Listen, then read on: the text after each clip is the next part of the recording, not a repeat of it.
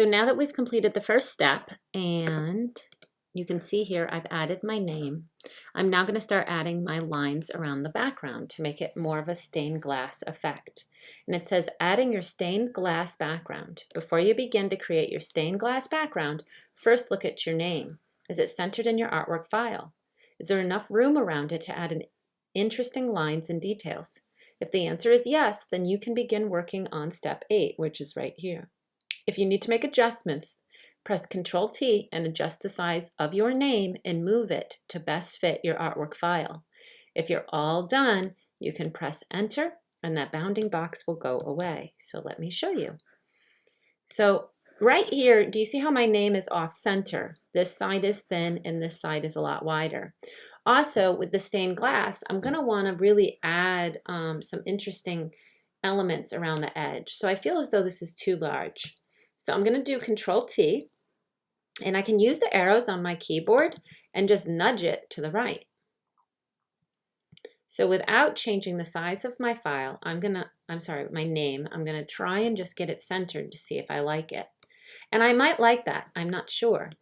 I could, so this is showing me when I press and hold the Shift key, it keeps the aspect ratio the same. And when I let go of the Shift key, I can squish it. So who knows, maybe I want Keely to be more like that, and I'm going to have it be centered in my artwork. Because I like this, I'm then going to press Enter and my bounding box will go away. If I don't like what I've done, remember I can undo in my history and try again. So I have my name Keely, it's centered in the artwork. I've made it slightly smaller so I have room to add details around all 4 sides. And I'm going to come back here and I'm going to look and see what my directions now say.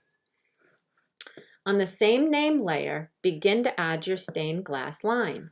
Continue to work with the brush tool from the toolbar. Make sure you've chosen the hard edge brush. So all of these settings I'm keeping exactly the same. I'm using my Shift key, I'm using my brackets, I'm using my history, and again, we need to make sure everything's connected.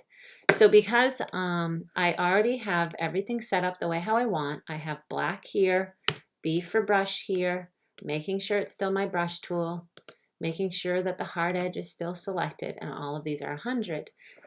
Now that I'm on the highlighted name layer, I'm going to go ahead and I'm going to start to create some interesting lines to go around it. So maybe I want to have, you know what, I'm going to start over. Maybe what I want to do is I want to have a border here. And again, it doesn't need to be perfectly straight. And then maybe here I'm going to have some more pieces. So maybe I want these to be nothing but rectangles here. Maybe I'll have this one kind of coming at this angle. And do you see how I'm making sure that my black line is going all the way to the edge? Because let's say, do you see how that has that opening? Oops. Remember, I'm clicking once and then holding the Shift key and clicking again. Clicking once, holding Shift key and clicking again. So here, if you want to see what will happen, right? I'll get that red again so we can see. And this is a closed shape, so it spills only that. But uh-oh, see how that spills because it's not closed. So you need to make sure, B for brush. Oops, I got to get my black again. It's really important that you make sure that your line is connecting. So again, I'm clicking, holding the Shift key, clicking down, letting go of Shift key, clicking, holding the Shift key, and letting down. So here I have kind of this outside line. And then, you know, in here, I can start to create a stained glass effect. And there's no wrong way to do it. So think about, you know, what lines you would want to add and, you know, how do you want to break them up? I don't like how that cut into the Y. And, you know, you could stay in one area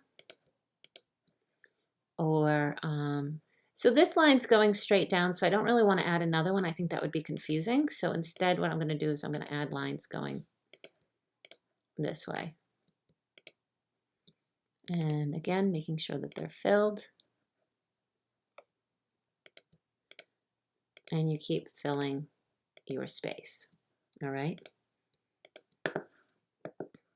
And then once you're all done, then you'll be able to start adding your color.